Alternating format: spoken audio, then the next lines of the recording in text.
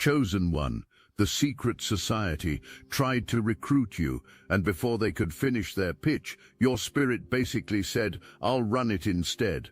That invitation you just received was sent out of fear. The recruiters approached softly, the way they always do. They believed you'd follow the same script others did, bend, bow, comply, but they miscalculated. You were never meant to be a pawn, never built to be managed, molded or owned. And the moment you step into that room, they'll realize too late, the one they tried to recruit is the one who came to take the whole table, when the recruiter extends a hand with that ring gleaming in the lamplight. When someone offers you that book bound in leather, older than nations, when the leadership whispers those words that are supposed to make you feel chosen, you're going to smile, and that smile is going to terrify the entire room.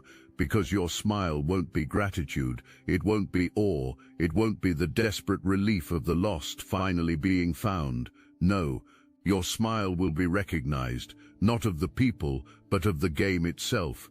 You're about to see through the theater, past the robes and rituals, straight to the core of what the society really is. Frightened humans, playing with symbols, inherited but never truly understood.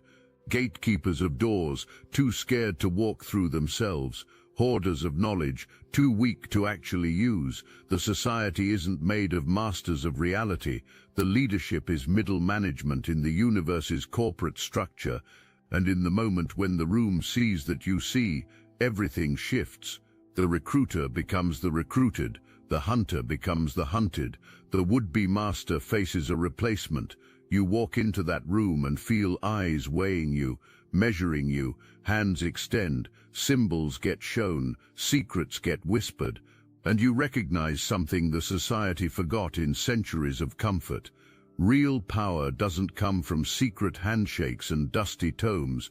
It comes from the will to rewrite the rules while everyone else is still trying to follow them.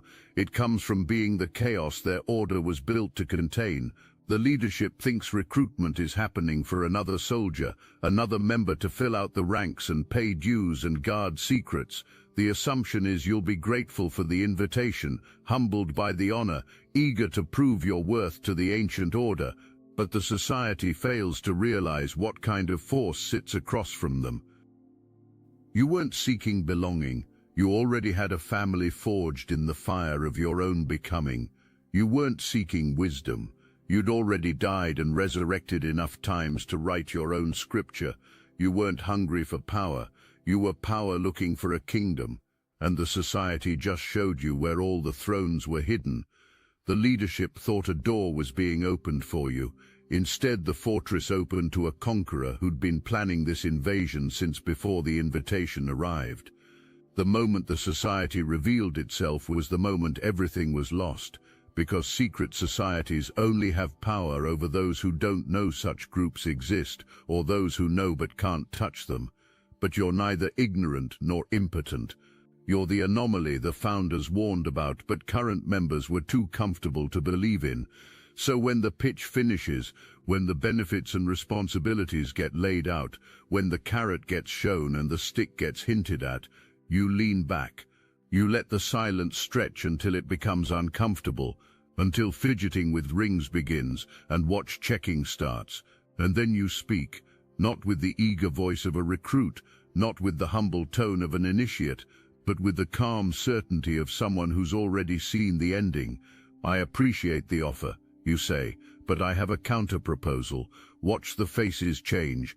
Confusion first, because no one counters an invitation to join the order. Then amusement, because surely this is just inexperience talking. Then concern as the realization hits that you're serious. Then something else, something the ivory tower hasn't felt for a very long time. Fear.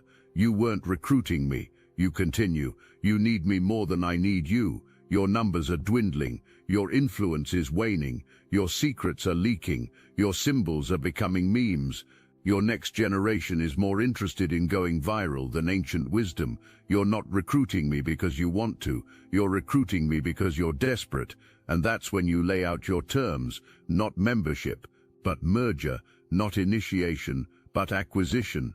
You don't want to join the society, you want to absorb it, to take what's useful, discard what's obsolete, rebuild it in an image that actually matches the century you're living in.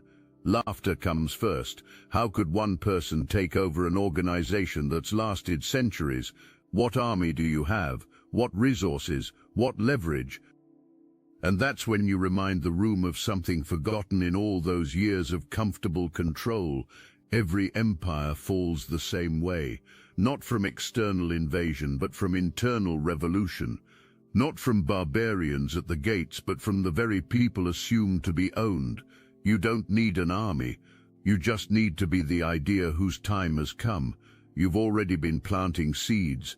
Every post that decoded their symbols, every conversation that exposed their methods, every person you woke up to the strings being pulled. You weren't trying to destroy from the outside. You were showing the membership that the Emperor has no clothes. Here's what's going to happen. You tell the room. You can try to silence me, but we both know how that ends in the digital age.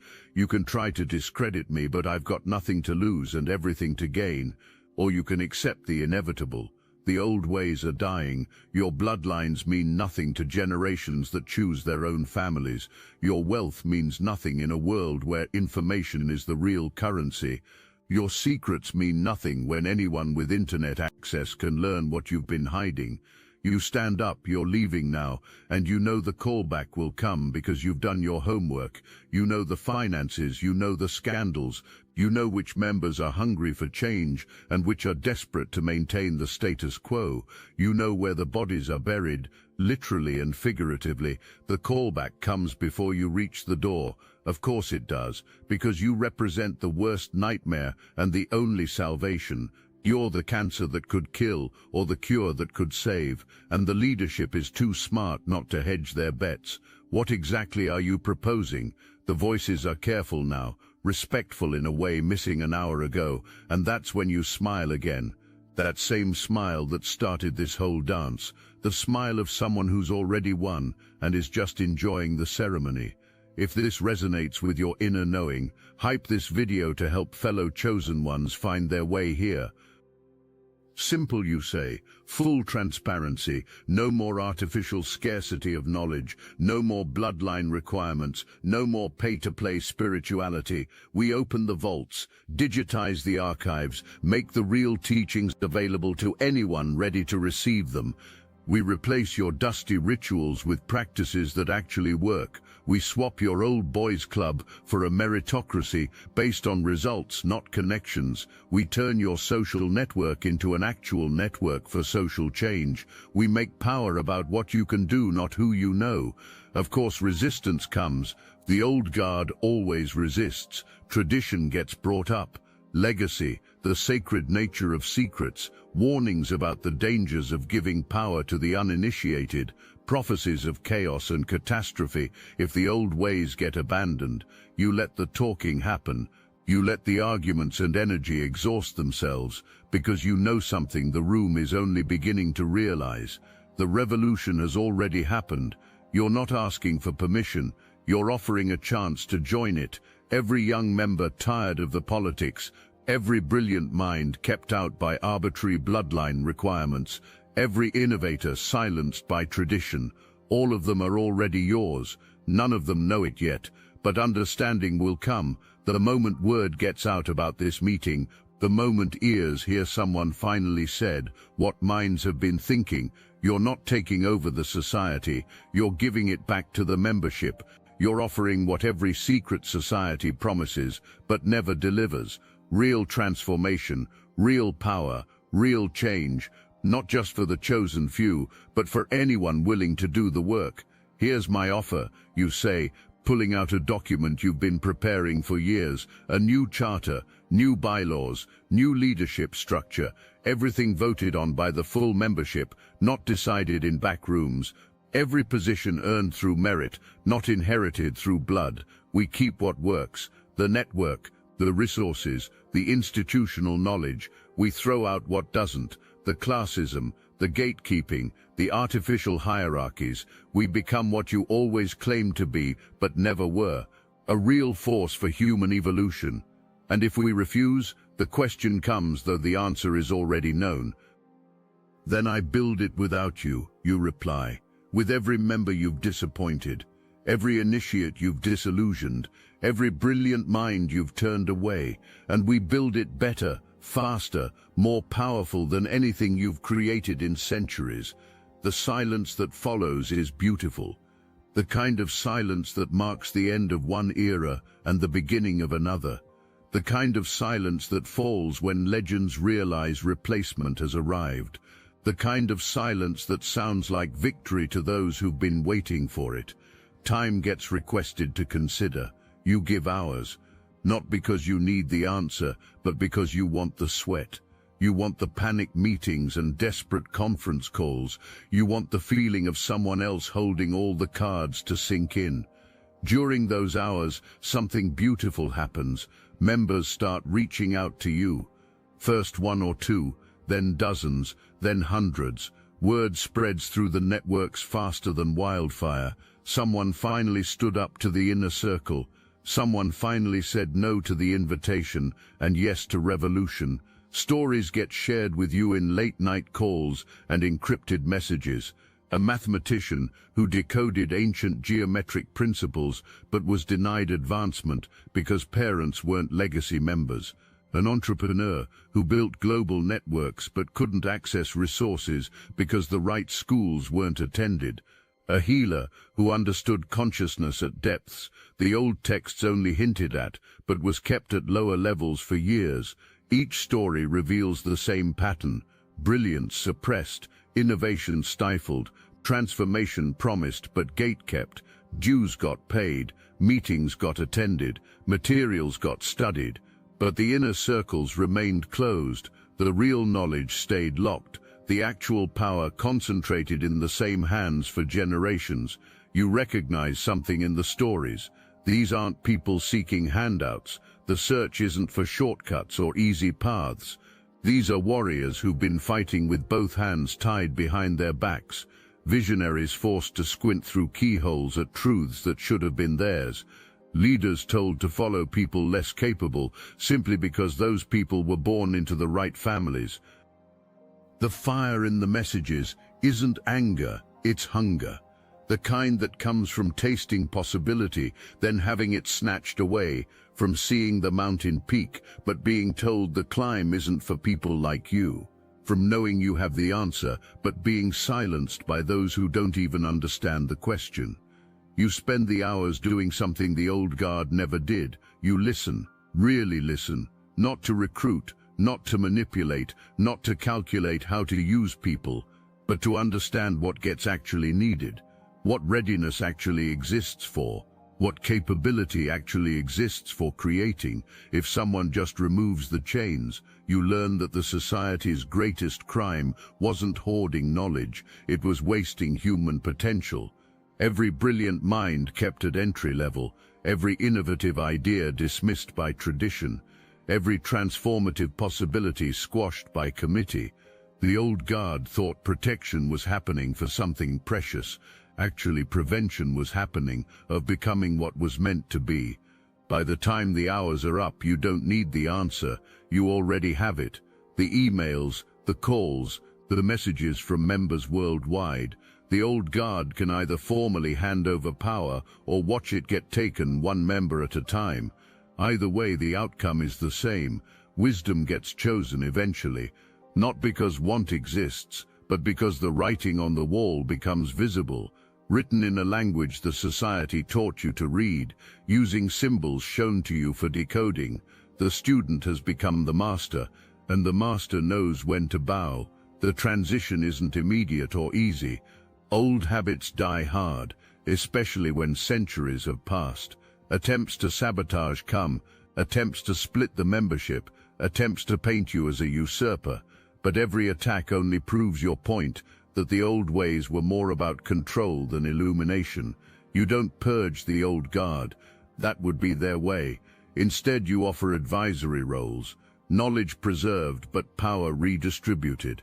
Some accept gracefully, understanding that evolution is the price of survival. Others leave to form splinter groups that fade into irrelevance, but the majority stay. Because beneath all the tradition and hierarchy, most joined for the same reason you were invited. The desire was to be part of something bigger, to access hidden knowledge, to change the world. The forgetting happened that changing the world meant changing yourself first. The real work begins now. The first challenge isn't the technology or the structure, it's the culture. Centuries of conditioning don't evaporate because a vote got won. People still default to old patterns, still wait for permission no longer needed, still look to the old hierarchy even though dismantling happened. You watch it happen in the early days. Someone proposes an idea in a meeting. Brilliant, transformative, exactly the kind of innovation you've been hoping for. But then looking around the room happens, waiting for approval from whoever used to hold rank, waiting for someone to tell them whether their idea is allowed. The old guard is no longer in charge, but the psychological chains remain. So you do something radical. You stop the meeting. You ask directly, why is waiting happening? Whose permission gets needed? Who gave the idea that brilliance requires validation from someone else? The room goes silent. Processing becomes visible. Realizing happens. The cage is gone, but sitting in the corner where the cage used to be continues. This becomes your new focus. Not just changing structures, but liberating consciousness. You can democratize everything, but if thinking like subjects continues, then acting like sovereigns will never happen. You can open all the archives, but if feeling unworthy of knowledge persists, then claiming it won't occur. You can distribute power, but if identifying as powerless remains, then wielding it becomes impossible. You start running sessions on psychological liberation, deprogramming the submission the old system required, teaching people to trust their own genius, to validate their own insights, to grant themselves the authority spent years begging others to give. This work is harder than rewriting the bylaws, but importance exceeds everything else. The transformation accelerates. People start proposing ideas without seeking approval, start sharing insights without apologizing, start leading initiatives without waiting to be chosen. The energy in every space shifts, less performative deference, more authentic collaboration, less theater, more substance. Now let me put you onto something real. Destiny Engine. I built this because I was done watching chosen ones get dragged through betrayal, isolation and attacks, while their enemies strutted around unchecked.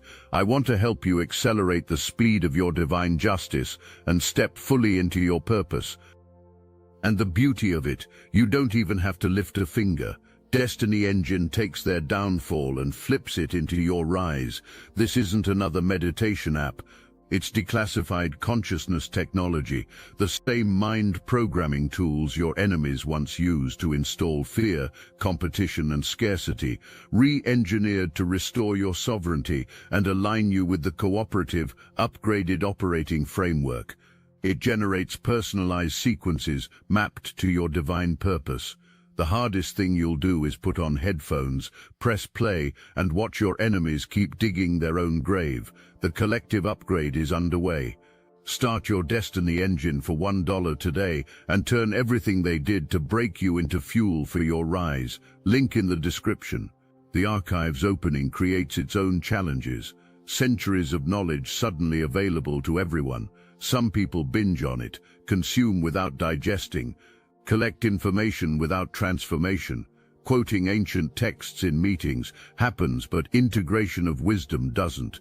Knowledge gets worn like a costume. Another performance, another hierarchy. Now based on who can reference the most obscure teaching, you address this directly. Study circles get created, focused not on accumulation but application, not on knowing but being, not on quoting but embodying. Teachers come in who understand that wisdom isn't measured in texts, memorized, but in lives transformed. The binge learners either deepen or drift away. Either way, the culture strengthens. Then you face the money question. The old society accumulated significant wealth, investments, properties, resources that could fund incredible projects or simply sit growing more wealth for people who already have plenty. The old guard wants to protect the endowment, the new guard wants to spend it on impact. You see a third option. You propose something radical, not protecting wealth, not spending it down, but transforming how it flows. The resources don't belong to the organization. The resources belong to the mission, and the mission isn't maintaining an institution, it's catalyzing human evolution. So restructuring happens as investments in members doing the work, not grants requiring approval, but resources available to anyone, demonstrating real transformation and real impact. This shift changes everything. Someone working on sustainable agriculture can access funding without begging committees. Someone developing consciousness technologies can get support without sacrificing equity. Someone building schools in underserved communities can receive backing without compromising vision.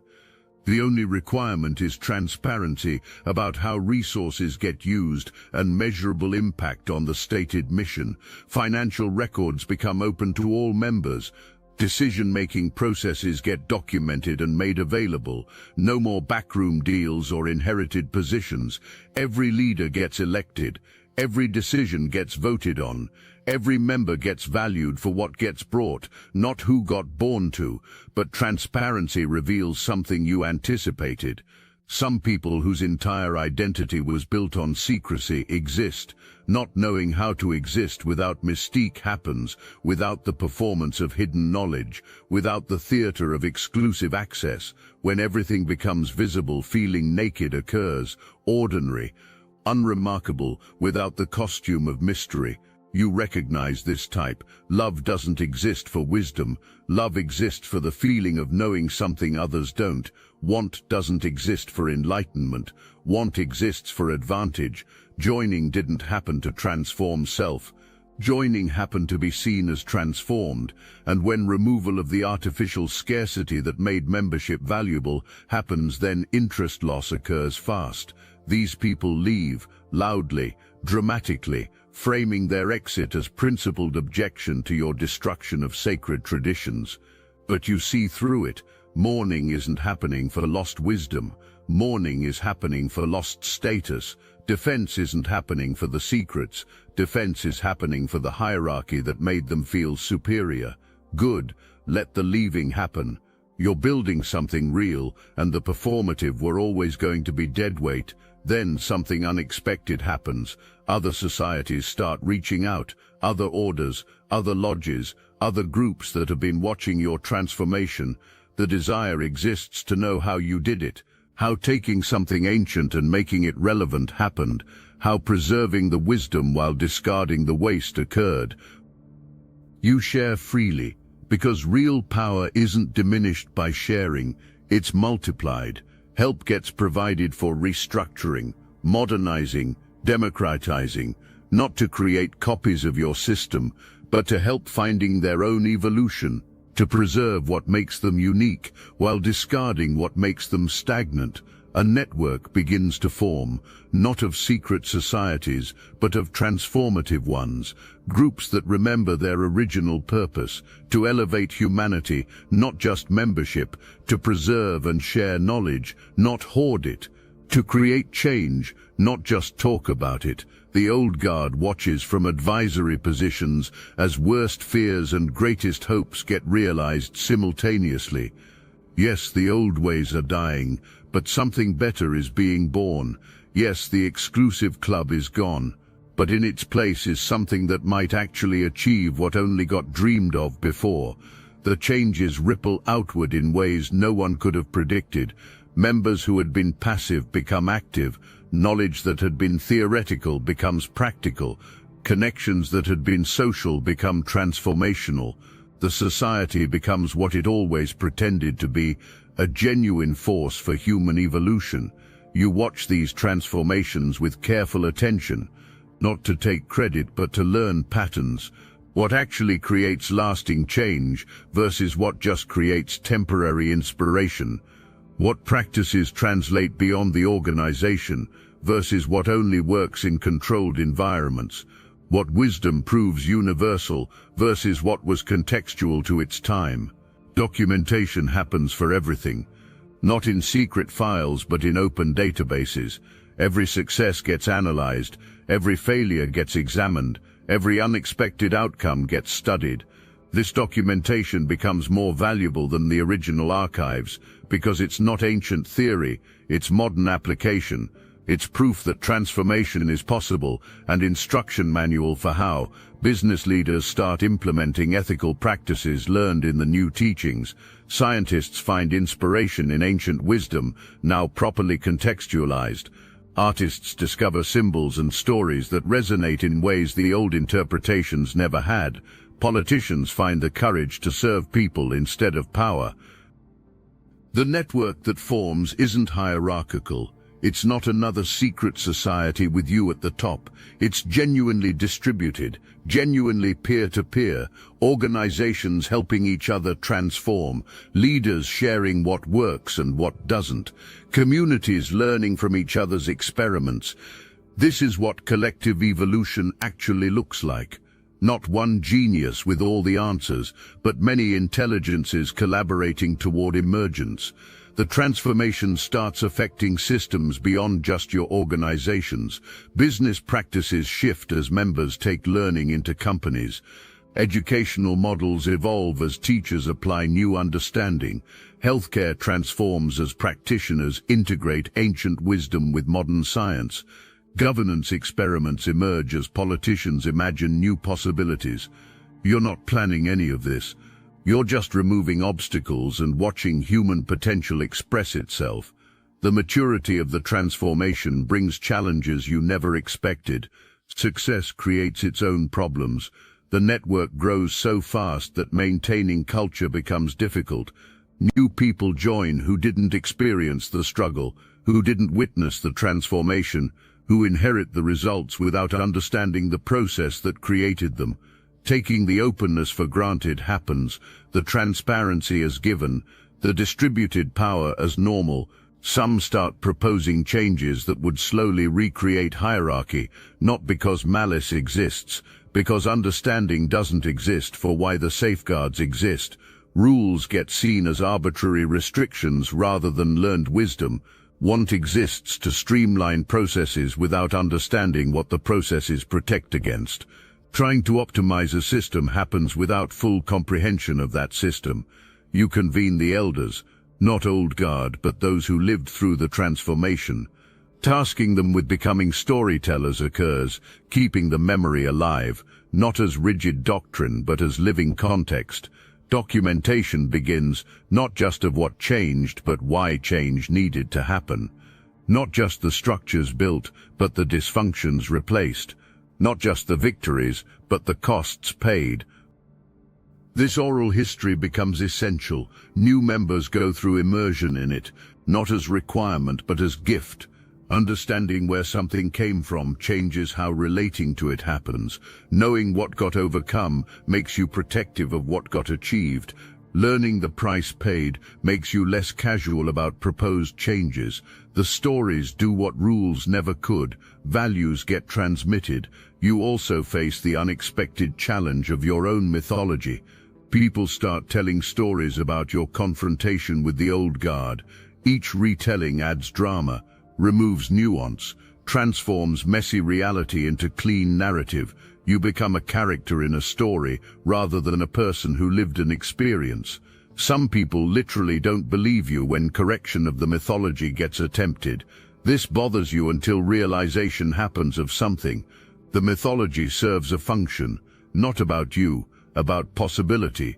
People need to believe that one person with courage can challenge systems that seem unchangeable, that standing up to power is possible, that transformation doesn't require being superhuman, just being unwilling to bow. The mythology isn't about making you a hero, it's about making heroism accessible, so correction stops, but emphasizing something else starts. You weren't alone.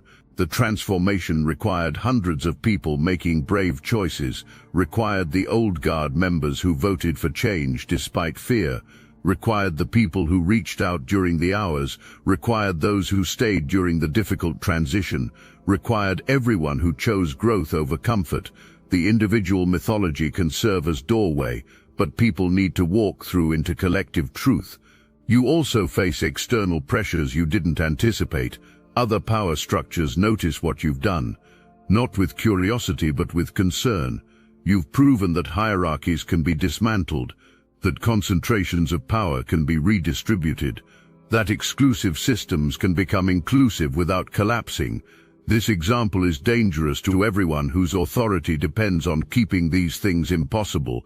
Various approaches get tried to undermine you, planting stories in media about chaos in your organization, funding the splinter groups trying to maintain old ways, creating competing alternatives that look like your model but maintain hidden hierarchies, attempting to buy influence within your network. Every play from the standard playbook of power protecting itself. You respond not by fighting but by being more transparent. When stories get planted, you release unedited documentation proving otherwise. When splinter groups get funded, you wish them well publicly. When fake alternatives get created, you help people recognize the difference. When influence buying gets attempted, you make every financial relationship visible. Fighting happens with weapons that don't work in full light. Years pass and you notice the energy shifting again. The organization isn't stagnant, but it's stabilizing. The rapid transformation has given way to steady evolution. This is healthy, necessary, but you also feel it, the way all organisms feel when a natural plateau gets reached, a sense that the current form has served its purpose, that something new is trying to emerge, that the next phase requires different leadership. You start preparing for succession deliberately, not because tiredness exists, but because understanding of timing exists. You've been the catalyst, the disruptor, the transformer, but catalysts aren't meant to maintain, disruptors aren't meant to stabilize, transformers aren't meant to manage. The organization needs different medicine now, and trust needs to exist, that it exists within the community you helped create. This is when the new invitation arrives, and suddenly everything makes sense. The circle completing, the student becoming teacher, becoming student again, the revolutionary becoming establishment, becoming revolutionary again. This isn't repetition, this is spiral. Same pattern at deeper level, same lesson from higher perspective. The invitation doesn't threaten you, it excites you, because it proves the system works. Proves that what you built can survive disruption, proves that challenging power has been normalized, not just tolerated. Whoever sent this learned from watching you, but something different is going to get done, something you can't imagine, something that will seem as radical to you as your transformation seemed to the old guard, and that's exactly as it should be. Each generation isn't meant to maintain what came before. The purpose is to transform it, to take what worked and amplify it, to recognize what's calcifying and disrupt it, to honor the foundation while building new floors. This is genuine evolution, not preservation, perpetual emergence. Now you sit in the same room where this all started. Everything has changed. The symbols on the walls mean something again. The books on the shelves are being read, not just displayed. The people in the chairs are there because of what gets contributed, not who got born to. And you receive another invitation. No return address, no signature, just a symbol you've never seen before. Someone new has been watching, someone who sees what you built and wants to challenge it, transform it, maybe even absorb it, just like you did. And you smile, that same smile from the beginning, because understanding exists of something the old guard took years to accept. This is how it should be. Power that doesn't get challenged becomes corrupt. Organizations that don't face disruption become stagnant. Leaders who don't get questioned become tyrants. You welcome the challenge. Hope exists that whoever sent this has the courage you had, the vision you carried, the willingness to burn down what's not working and build something better. Because that's the only way forward, not protecting what you built, but being willing to evolve it, transform it, hand it over to the next generation of revolutionaries. The secret society tried to recruit you. You said you'd run it instead, and you did. But now understanding exists of the deeper truth. You were never meant to run it forever. The purpose was to transform it, then hand it off. To prove that change was possible, then make yourself obsolete. To build something powerful, then make sure it could survive without you. That's the ultimate test of leadership. Not whether gaining power is possible, but whether distributing it is possible. Not whether building an empire is possible, but whether creating an ecosystem is possible. Not whether transforming an organization is possible, but whether embedding transformation into its DNA so deeply that continuing evolution without you becomes possible. You open the invitation. Reading the challenge inside happens. Someone wants to meet, wants to propose changes, wants to disrupt what you built, and you're going to say yes. You're going to listen. You're going to be as open to their revolution as you demanded the old guard be open to yours. Because this is what chosen ones do. You don't just transform power structures, you transform your relationship with power itself. You don't just fight gatekeepers, you refuse to become one. You don't just break hierarchies, you build networks that resist hierarchical capture. You don't just lead a revolution, you make revolution perpetual. You write your response, simple, clear, full of the same certainty you carried into that first meeting. I appreciate your invitation. I look forward to your counter-proposal. The door is open. The future is unwritten. Let's see what we can build together. The invitation that started this sits in a frame on your wall, a reminder of the moment you became who you were meant to be, the moment stopping seeking permission happened and granting yourself authority happened, the moment stopping joining other people's revolutions happened and starting your own happened, and the new invitation sits on your desk. A reminder that your revolution doesn't belong to you either. It belongs to everyone willing to push it forward, everyone brave enough to question it, everyone powerful enough to transform it into something better. This is the way. This is the path. This is what it means to be chosen. Not to arrive at power, but to pass it on. Not to become the master, but to make masters obsolete. Not to build something that lasts forever, but to build something that evolves forever. This is your time, this is your moment, this is your invitation, not from the society, but from the universe itself, from the divine spark within you, from the highest version of yourself that's been waiting for you to remember who you truly are. The secret society tried to recruit you, but you were never meant to join. The purpose was to transcend, to transform, to transmute everything their system represented into something worthy of the world you came here to create. So smile that smile, speak those words, make that counter-proposal, and watch as everything built to contain you becomes the foundation for what you build to liberate everyone. You're not joining their revolution, you are the revolution. You're not waiting for their transformation, you are the transformation. You're not seeking their power, you are the power. Now go claim it.